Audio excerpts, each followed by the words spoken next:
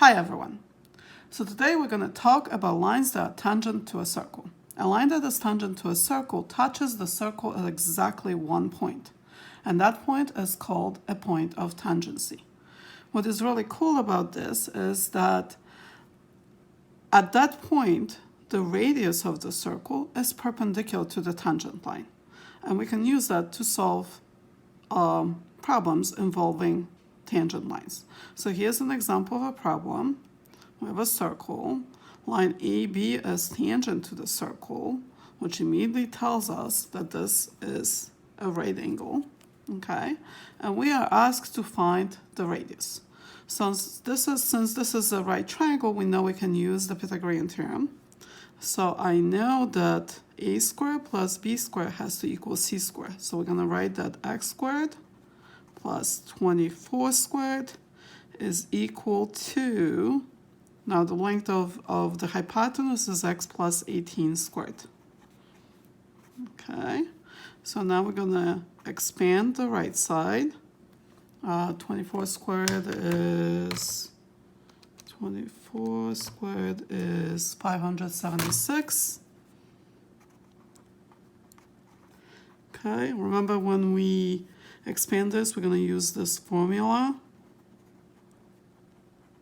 Okay, so x squared plus 2 times x times 18, which is 36x, plus 18 squared, and 18 squared is equal to 324. Okay, since we have x to the second power on both sides, they cancel out.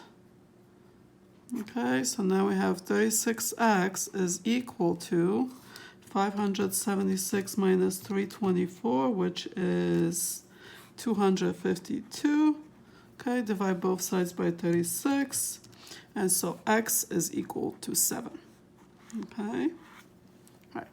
Another cool thing about tangent line is that for any point outside of the circle, we can draw exactly two tangent lines. Okay, and I don't know if you can see the lines over here, but if I draw the two radii to the center of the circle from the points of tangency, I will create two right triangles. Okay, the radii are the same, the hypotenuse is the same, so we know by hypotenuse leg that these two triangles, the triangle ABO and triangle ACO, are congruent. And this means that by CPCTC, AB and AC are also congruent. So these two tangents segments, right, because they are only segment AB and AC are congruent. And this is by CPCTC.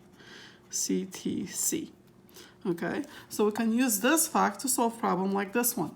Okay, so look at this. We have a triangle with a circle that is inscribed a triangle. Okay, since none of these sides of the triangle intersect the circle, we know they are all tangent to the circle.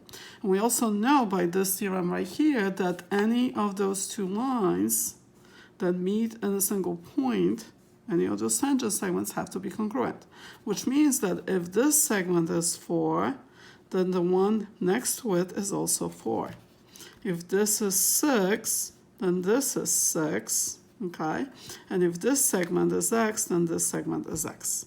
Okay, so now we are given that perimeter is 26, so that means that I can write an equation. 2x plus, we have 4, 6, 4, and 6, that's 20, equals 26, which means that 2x is equal to 6, and x is equal to 3. Okay, so remember, those two segments have to be equal because they are tangent from a single point. Okay, now let's look at this question right here. Okay, again, we have two tangent segments, right, which we know immediately they are perpendicular. Okay, this shape right here is a quadrilateral, and the sum of angles in the quadrilateral is 360. So we're going to write that x plus 90 plus 115 plus 90 equals 360, which means that x plus 180, 295 is equal to 360, which means that x is equal to 65 degrees. Okay, and now you guys are ready for practice problems.